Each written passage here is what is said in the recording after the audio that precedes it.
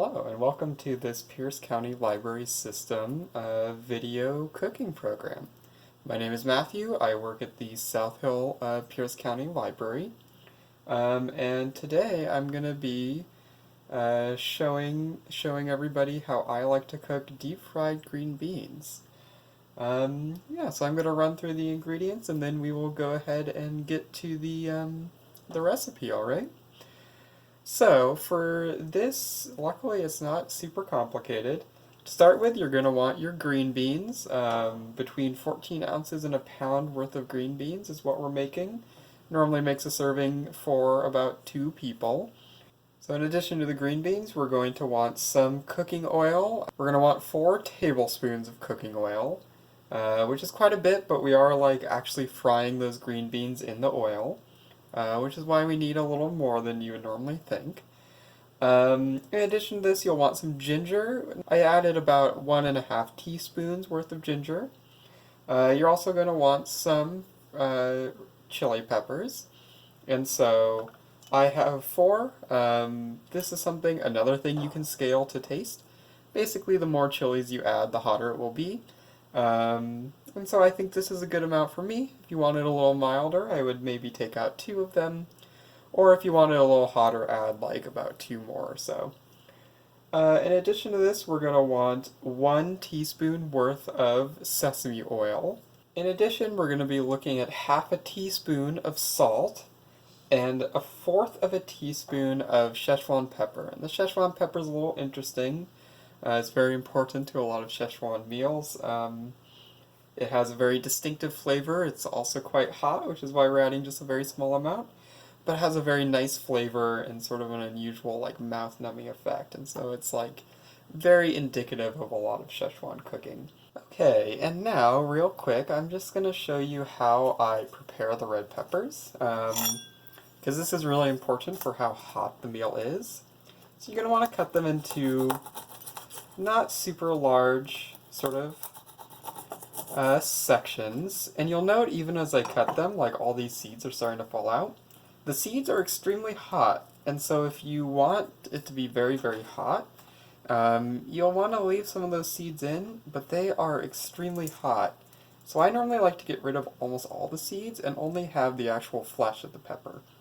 And so you can see if you take the pepper, most of the seeds will fall out when you cut it, but some will stick in there, so if you just squeeze it, additional seeds will sort of detach from the sides and fall out.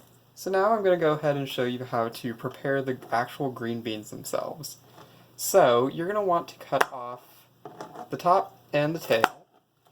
And so anything with those little sort of strings coming out of the end, you'll want to go ahead and get rid of those. And then I normally like to cut the green beans in half, and so they'll all be about the same length.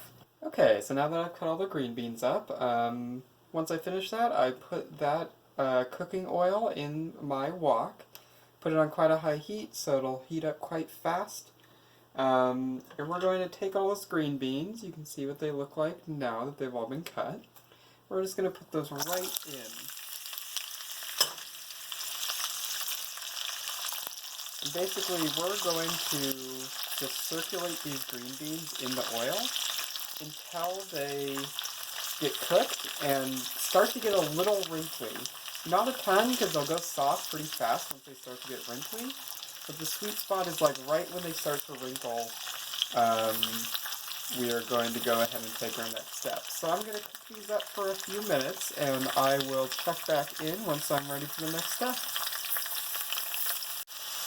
Okay, and now we've had a few minutes, and they're starting to wrinkle just a little bit.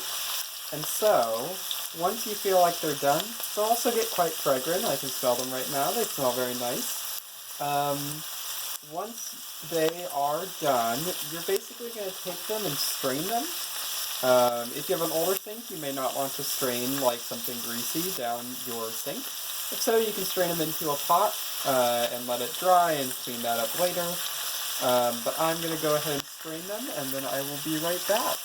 Okay, and while your beans are straining out, ideally you'll have a little bit of oil left in the pan. As those beans drain out, we're going to go ahead and take the red peppers, put them in there, in addition to that ginger.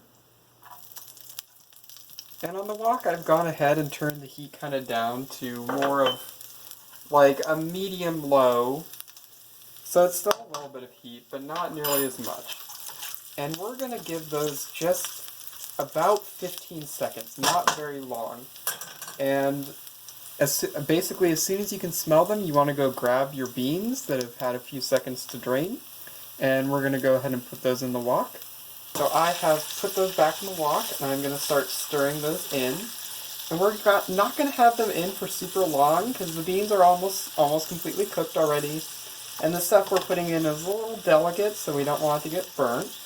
But we're going to give it about between 30 seconds and a minute.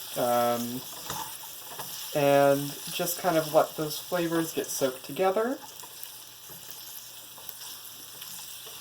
And right when we are about to take it off, and you can smell that it's quite good, and that's how you know it's basically all done and all the flavors are where you want them. We're going to go ahead and take our sesame oil, and we're going to add that in for the flavor.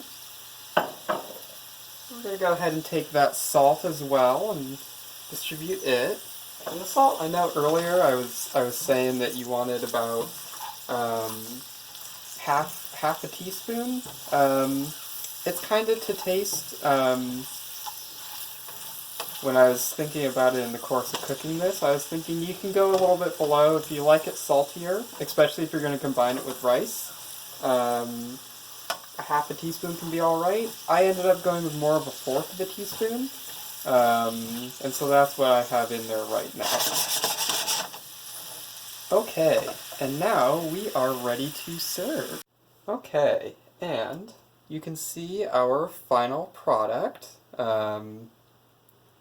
I would like to mention that this recipe is a modification of a recipe that I got from a book called The Food of Schezuan by Fuchsia Dunlap. Luckily, this is a book we have in the Pierce County Library System catalog, and we have a digital copy. So, if you want to go online, you can find the copy, you can see the deep-fried green beans recipe that I used, that I have kind of modified a little bit. And yes, thank you very much for stopping in.